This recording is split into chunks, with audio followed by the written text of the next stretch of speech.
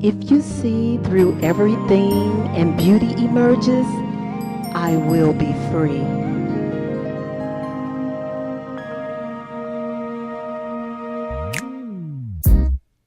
Safe, you keep in touch across time.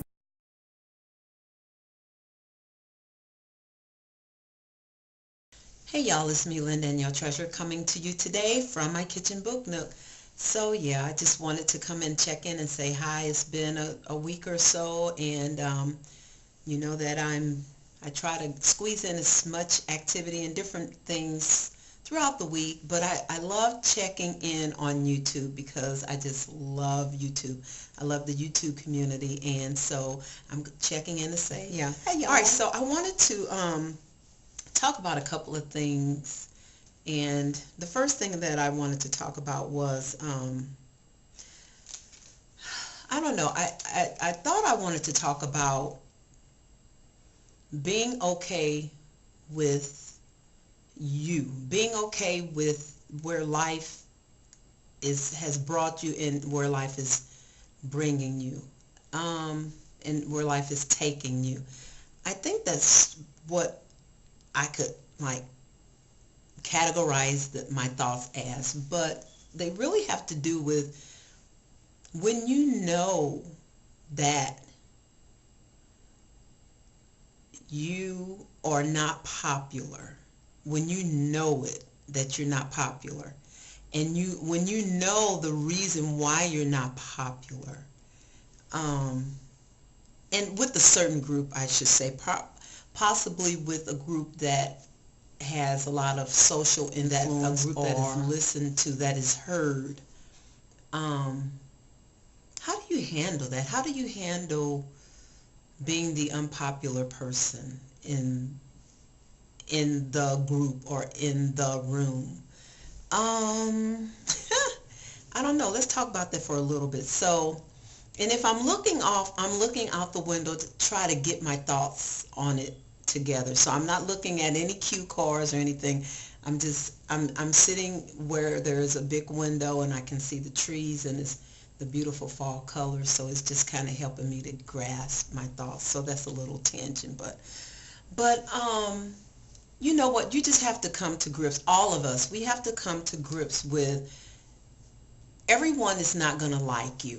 All right? So I think it's very important for us as we mature, and younger people as you begin to grow and develop your character into the person that you choose to be in life.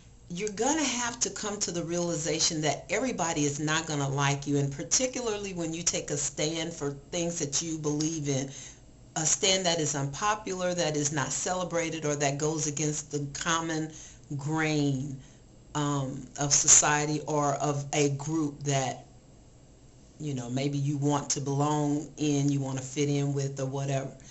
I can remember when I was in college and I was pledging a sorority, and I was, at that time, I was like made the line president or whatever, the first number one in the line.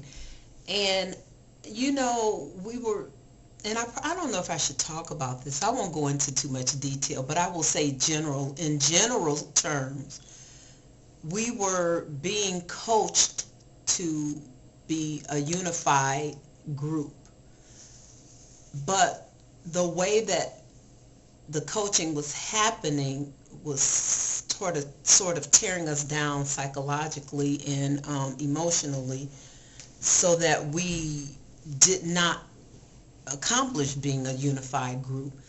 And you know, I had at one point had made a statement out loud to my group that, you know, we're going to do this, or we're not going to do this, or we're going to stick together and not do, you know, something. And oh man, oh man. So what do you do? So what do you do in life situation, in life period? Maybe in your school, maybe on your job, maybe in your community groups, maybe in your church groups, in your own family, where your way of seeing life is different from the way that your group sees the situation. And I don't know, I'm thinking, the pressure that is applied on you to conform and then to act and do things like the group. So yeah, I made the bold declaration, and did I reap for it? I did. I reaped, because it should have been made not in that setting. It should have been made in a different setting, more private, maybe more practice amongst the group to learn how to be cohesive, maybe more time on building cohesion ourselves. So I don't know, you live and you learn. That was like, y'all, that was 100 years ago in dog years. But I bring it up because, I find myself even now, even today, even now, that with some groups, I'm just not the popular one. With other groups, I'm quite okay. I'm welcome, and thank you, because that means you like me how I am. You accept me how I am, and you don't want anything from me. But so I look at it like this: if there is some kind of pressure for you to conform, is probably because there is something wanted from you, something that you possess that is wanted, that is coveted. So if you're holding on to your religious convictions, some people resent that because some people think that religion is antiquated, outdated. It has no place in the marketplace. It has no place in decision making. So if you're holding on to religious convictions that, especially if they make you or they compel you to be like a good character-like person, a person of your word, and no duality about yourself, I don't know, you're not welcome to the table. You're not welcome. You've got to be very, very savvy, I think. You have to really know yourself and be very, very savvy in order to be welcome to eat at the table. And a couple of weeks ago, I attended a lecture series, sat in on a lecture series, and I know some of the activities I do may seem boring to you. But I mean, hey, I'm a teacher, and that's what teachers do, things for learning.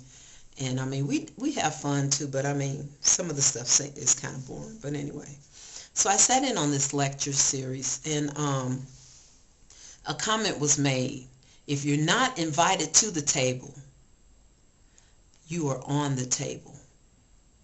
You are the meal on the table. When you look at that, in society, so if you're not conforming to be a part of the group, to be invited to the table to eat, then it means that you will be pushed out of the way or devoured or disregarded. And that's kind of bad. So character, who influences your character? Who helps you to grow into the type of man or woman that you really want to be? And are you comfortable with that? If it puts you at odds with the strongest, more powerful group, what do you do? Like, I don't go around looking for opposition, and I don't go around trying to like preach a lifestyle or say sanctimoniously this is how things should be. There was a time when I did that when I was younger, but you live and you learn. But at this point in life, this is how I feel like it. You do what you want to do and leave me alone to do the things that I want to do. You respect the things in life that you want to respect, and you leave me alone to respect the things in life that I want to respect. Sounds fair, doesn't it? Yeah, but that's just not really how it is. because some people see you as being in the way, and if you're not conforming to the group, bending and doing the things that the group wants you to do, you are in the way of someone else who could be in that slot doing the things that the group wants them to do.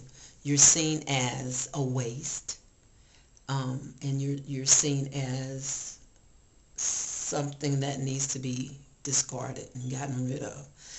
So society can be kind of cruel, y'all. It really can be. But in it, are you comfortable with who you have chosen to be?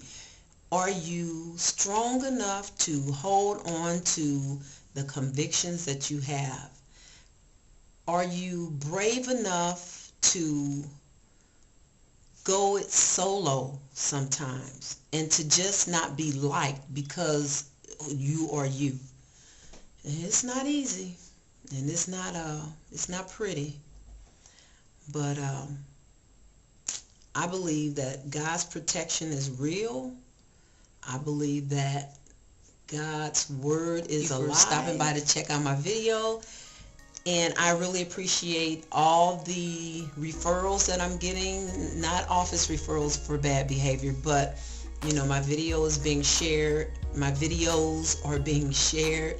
And that's great. It helps the numbers to increase. So I want to thank everyone who is sharing the videos and who is getting the message out that Lynn Danielle Treasures Music, Life, and Loves right here on YouTube. And check me out on my blog, Lynn Danielle Treasure Diva.blogspot.com, where I blog about everything, my music, my life, and my loves. Hair, especially hair, makeup, shoes, clothes, and the things I do, my teacher activities and stuff. All right, check out my music, you all. My music is still going strong. I haven't recorded anything new in the studio, but on Jack Knight Songwriting Academy, you can still hear Wake Up Sun. That's the newest newest song that I've written and recorded raw, rough, and it's published there. So my music is still going strong. Alrighty, and one last thing. I got a question from a lady who calls herself the YouTube Grandma, and she asked me what is my favorite season. My favorite season is the season, whatever season we're having at the time is my favorite season. All right. Okay, so I gotta go. Thumbs up and subscribe. Love you. Gotta go. Bye.